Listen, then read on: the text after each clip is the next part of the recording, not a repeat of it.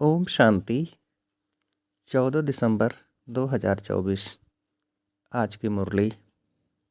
मीठे बच्चे, तुम्हारे पास मनमना भव और मध्याजी भव के तीक्ष्ण बाण हैं। इन्हीं बाणों से तुम माया पर विजय प्राप्त कर सकते हो। प्रश्न: बच्चों को बाप की मदद किस आधार पर मिलती है? बच्चे बाप की शुक्रिया किस रूप से मानते हैं? उत्तर: जो बच्चे जितना बाप को प्यार से याद करते उतना बाप की मदद मिलती है। प्यार से बातें करो, अपना कनेक्शन ठीक रखो, श्रीमत पर चलते रहो तो बाप मदद करता रहेगा। बच्चे बाप की शुक्रिया मानते, बाबा आप परम धाम से आकर हमें पतित से पावन बनाते हो। आपसे हमें कितना सुख मिलता है। प्यार में आंसू भी आ जाते हैं। ओम शांति। बच्चों को सबसे प्रिय हैं माँ और बाप, और माँ बाप को फिर बच्चे हैं बहुत प्रिय। अब बाप, जिसको त्वमेव माताश्च पिता कहते हैं, लौकिक माँ बाप को तो कोई ऐसे कह न सके। यह महिमा है जरूर, परंतु किसकी है यह कोई जानते नहीं। अगर जाने तो वहाँ चला जाए और बहुतों को ले जाए, परंतु ड्रामा की भावी ही ऐसी है। जब ड्रामा पूरा होता है तभी आते हैं। आगे मूवी नाटक होते थे। जब नाटक पूरा होता था तो सभी एक्टर्स स्टेज पर खड़े हो जाते थे। यह भी बेहद का बड़ा नाटक है। यह भी सारा बच्चों की बुद्धि में आना चाहिए। सतयुग, त्रेता, द्वापर, कलयुग, यह सारी सृष्टि का चक्र है। ऐसे नहीं मूल वतन सूक्ष्म वतन में चक्र फिरता है। सृष्टि का चक्र यहाँ ही फिरता है। गाया भी जाता है, एक ओंकार सतनाम। यह महिमा किसकी है? बाल ग्रंथ में भी सिख लोग महिमा करते हैं। गुरु नानक वाच। अब एक ओंकार, यह तो उस एक निराकार परमात्मा की ही महिमा है, परंतु यह लोग परमात्मा की महिमा को भूल गुरु नानक की महिमा करने लगते हैं। सतगुरु भी नानक को समझ लेते हैं। वास्तव में सृष्टि भर में महिमा जो भी है उस एक की ही है, और कोई की महिमा है नहीं। अभी देखो, ब्रह्मा में अगर बाबा की प्रवेशता नहीं होती तो यह कौड़ी तुल्य है। अभी तुम कौड़ी तुल्य से हीरे तुल्य बनते हो परमपिता परमात्मा द्वारा। अब है पतित दुनिया, ब्रह्मा की रात्रि। पतित दुनिया में जब बाप आते हैं और जो उनको पहचान लेते हैं वह उन पर कुर्बान जाते हैं। आज की दुनिया में तो बच्चे भी धुंधकारी बन पड़े हैं। देवताएं कितने अच्छे थे, अभी वह पुनर्जन्म लेते लेते तमो प्रधान बन गए हैं।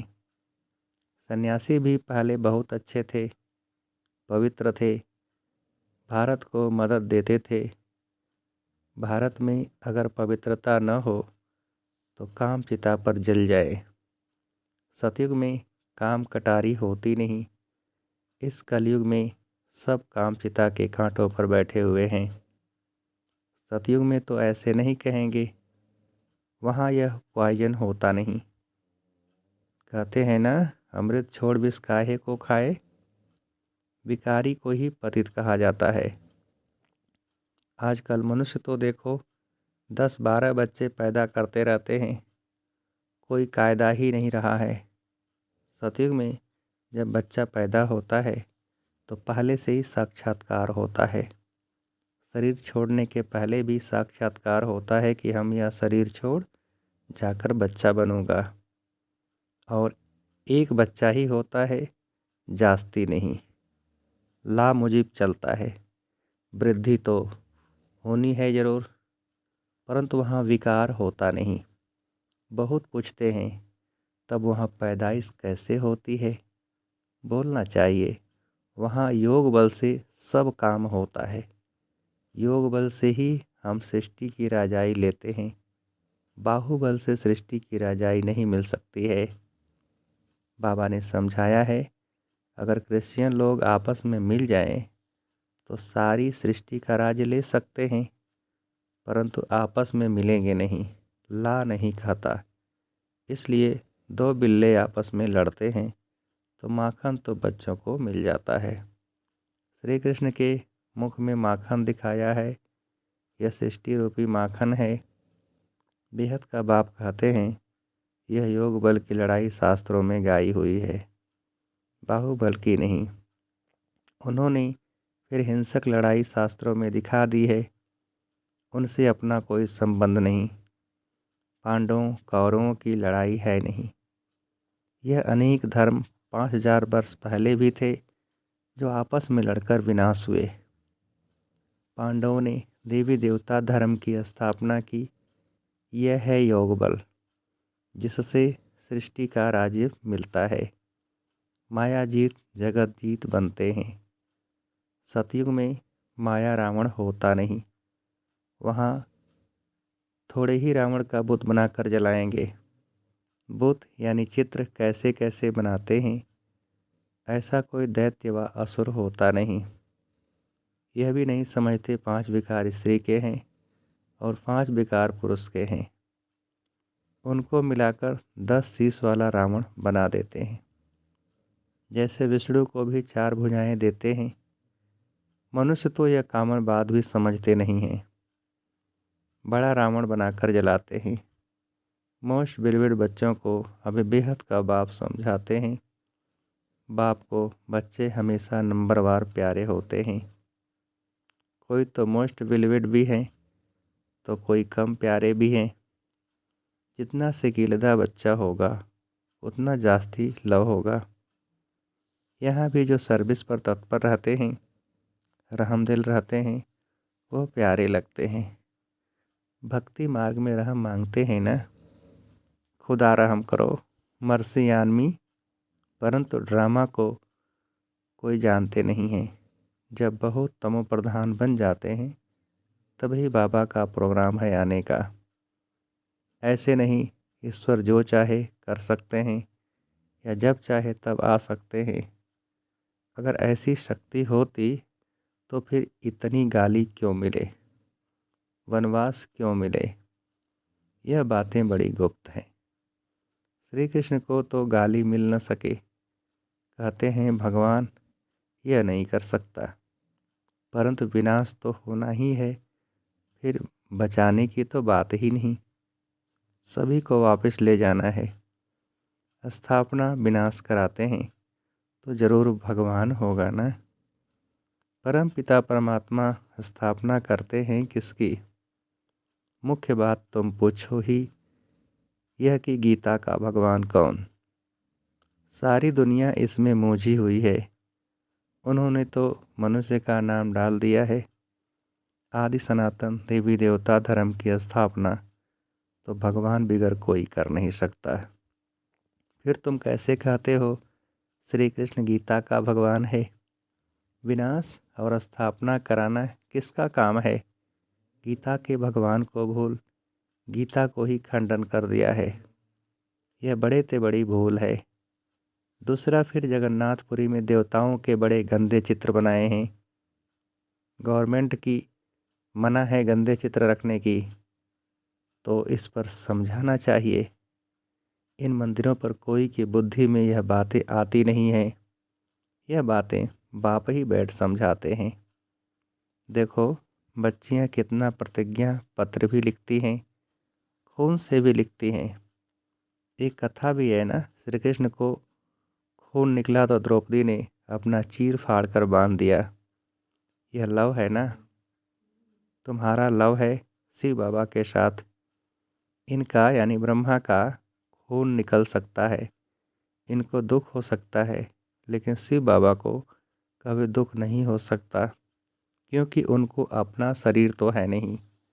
श्री कृष्ण को अगर कुछ लगे तो दुख होगा ना। तो उनको फिर परमात्मा कैसे कह सकते। बाबा कहते हैं, मैं तो दुख सुख से न्यारा हूँ। हाँ, बच्चों को आकर सदा सुखी बनाता हूँ। सदा शिव गाया जाता है। सदा शिव सुख देने वाला कहते हैं, मेरे मीठे मीठे से खिलते बच्चे जो सपूत हैं, ज्ञान धारण कर पवित्र रहते हैं, सच्चे योगी और ज्ञानी रहते हैं, वह मुझे प्यारे लगते हैं। लौकिक बाप के पास भी कोई अच्छे कोई बुरे बच्चे होते हैं। कोई कुल को कलंक लगाने वाले निकल पड़ते हैं, बहुत गंदे बन जाते हैं। यहाँ भी ऐसे हैं। आश्चर्यवत बच्चा बनंती सुनंती कथंती फिर फारकती देवंती। इसलिए ही निश्चय पत्र लिखवाया जाता है, तो वह लिखत फिर सामने दी जाएगी। ब्लड से भी लिख कर देते हैं। ब्लड से लिखकर प्रतिज्ञा करते हैं। आजकल तो कसम भी उठवाते हैं, परंतु वह है झूठा कसम। ईश्वर को हाजिर नाजिर जानना अर्थात यह भी ईश्वर है। मैं भी ईश्वर कसम उठाता हूँ। बाप कहते हैं, अभी तुम प्रैक्टिकल में हाजिर नाजिर जानते हो। बाबा इन आँखों रूपी खिड़कियों से देखते हैं। यह पराया शरीर है, लोन पर लिया है। बाबा किराएदार है। मकान को काम में लाया जाता है ना। तो बाबा कहते हैं, मैं यह तन काम में लाता हूँ। बाबा इन खिड़कियों से देखते हैं, हाजिर नाजिर है। आत्मा जरूर आर्गन से ही काम लेगी ना। मैं आया हूँ तो ज़रूर सुनाऊँगा ना। आर्गन्स यूज करते हैं तो ज़रूर किराया भी देना पड़ेगा। तुम बच्चे इस समय नर्क को स्वर्ग बनाने वाले हो। तुम रोशनी देने वाले, जागृत करने वाले हो, और तो सबको मकड़ की नींद में सोए पड़े हैं। तुम माताएं जगाती हो, स्वर्ग का मालिक बनाती हो। इसमें मेजॉरिटी माताओं की है, इसलिए वंदे मातरम कहा जाता है। भीष्म पितामह आदि को भी तुमने ही बाण मारे हैं। मनमना भव मध्याजी भव का बाण कितना सहज है। इन्हीं बाणों से तुम माया पर जीत पा लेते हो। तुम्हें एक बाप की याद, एक की श्रीमत पर ही चलना है। तुम्हें ऐसे श्रेष्ठ कर्म सिखलाते हैं जो 21 जन्म कभी कर्म कोटने की दरकार ही न पड़े। तुम एवर हेल्दी एवर वेल्दी बनते हो। अनेक बार तुम स्वर्ग के मालिक बने हो, राज लिया और फिर गंवाया है। तुम ब्राह्मण कुलभूषण ही हीरो हीरोइन का पार्ट बजाते हो। ड्रामा में सबसे ऊंच पार्ट तुम बच्चों का है। तो ऐसे ऊंच बनाने वाले बाप के साथ बहुत लव चाहिए। बाबा आप कमाल करते हो, न मन न चित। हमको थोड़े ही पता है, हम सो नारायण थे। बाबा कहते हैं, तुम सो नारायण अथवा सो लक्ष्मी देवी देवता थे, फिर पुनर्जन्म लेते लेते असुर बन गए हो। अभी फिर पुरुषार्थ कर वर्षा पाओ। जितना जो पुरुषार्थ करते हैं साक्षात्कार होता रहता है। राजयोग एक बाप ने ही सिखलाया था। सच्चा सच्चा सहज राजयोग तो तुम अभी सिखला सकते हो। तुम्हारा फर्ज है बाप का परिचय सबको देना। सभी निधन के बन पड़े हैं। यह बातें भी कल पहले वाले कोटों में कोई ही समझेंगे। बाबा ने समझाया है, सारी दुनिया में महान मूर्ख देखना हो तो यहाँ देखो। बाप जिनसे 21 जन्म का वर्षा मिलता, उनको भी फारकती दे देते हैं। ये भी ड्रामा में नोद है। अभी तुम स्वयं ईश्वर की औलाद हो, फिर देवता क्षत्रिय वैश्य शूद्र की औलाद बनेंगे। अभी आसुरी औलाद से ईश्वरी संतान बने हो। बाप परम धाम से आकर पतित से पावन बनाते हैं, तो कितना शुक्रिया मानना चाहिए। भक्ति मार्ग में भी शुक्रिया करते रहते हैं, दुख में थोड़े ही शुक्रिया मानेंगे। अभी तुमको कितना सुख मिलता है, तो बहुत लव होना चाहिए। हम बाप से प्यार से बातें करेंगे तो क्यों नहीं सुनेंगे। कनेक्शन है ना। रात को उठकर बाबा से बातें करनी चाहिए। बाबा अपना अनुभव बतलाते रहते हैं। मैं बहुत याद करता हूँ। बाबा की याद में आंसू भी आ जाते हैं। हम क्या थे, बाबा ने क्या बना दिया है। तत्त्वम, तुम भी वह बनते हो। योग में रहने वालों को बाबा मदद भी देते हैं। आप ही आँख खुल जाएगी, खटिया हिल जाएगी। बाबा बहुतों को उठाते हैं। बेहद का बाप कितना रहम करते हैं। तुम यहाँ क्यों आए हो? कहते हो बाबा भविष्य में श्री नारायण को वरने की शिक्षा पाने आए हैं, अथवा लक्ष्मी को वरने के लिए यह इम्तहान पास कर रहे हो। कितना वंडरफुल स्कूल है, कितनी वंडरफुल बातें हैं। बड़े से बड़ी यूनिवर्सिटी है, पर गॉडली यूनिवर्सिटी नाम रखने नहीं देते हैं। एक दिन ज़रूर मानेंगे, आते रहेंगे, कहेंगे बरोबर कितनी बड़ी यूनिवर्सिटी है। बाबा तो अपने नैनों पर बिठाकर तुमको पढ़ाते हैं, कहते हैं तुमको स्वर्ग में पहुंचा देंगे। तो ऐसे बाबा से कितनी बातें करनी चाहिए। फिर बाबा बहुत मदद करेंगे। जिनके गले घुटे हुए हैं उनका ताला खोल देंगे। रात को याद करने से बहुत मज़ा आएगा। बाबा अपना अनुभव बतलाते हैं। मैं कैसी बातें करता हूँ अमृत बेले। बाप बच्चों को समझाते हैं, खबरदार रहना, कुल को कलंकित नहीं करना। 5 विकार दान में दे, फिर वापस नहीं लेना। अच्छा, मीठे मीठे सिकेल थे बच्चों प्रति माता पिता बाप दादा का याद प्यार और गुड मॉर्निंग। रूहानी बाप के रूहानी बच्चों को नमस्ते। हम रूहानी बच्चों की रूहानी बाप को नमस्ते। धारणा के लिए मुख्य सार। पहली पॉइंट, बाप का प्रिय बनने के लिए रहम दिल बन सर्विस पर तत्पर रहना है। सपूत आज्ञाकारी बन सच्चा योगी व ज्ञानी बनना है। दूसरी पॉइंट, अमृत बेले उठ बाप से बहुत मीठी मीठी बातें करना है। बाप का शुक्रिया मानना है। बाप की मदद का अनुभव करने के लिए मोस्ट विलविड बाप को बड़े प्यार से याद करना है। वरदान, सदा उमंग उत्साह में रह, मन से खुशी के गीत गाने वाले अविनाशी खुश नसीब भव। विस्तार, आप खुश नसीब बच्चे अविनाशी विधि से अविनाशी सिद्धियां प्राप्त करते हो।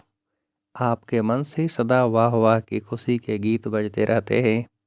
वाह वाह वाह, वाह तकदीर, वह मीठा परिवार, वह श्रेष्ठ संगम का सुहावना समय। हर कर्म वाह वाह है, इसलिए आप अविनाशी खुश नसीब हो। आपके मन में कभी वाई आई क्यों मैं नहीं आ सकता। वाई के बजाय वाह वाह और आई के बजाय बाबा बाबा शब्द ही आता है।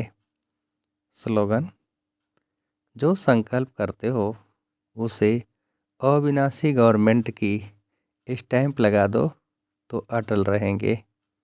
जो संकल्प करते हो उसे अविनाशी गवर्नमेंट की स्टैंप लगा दो तो अटल रहेंगे। अच्छा, ओम शांति।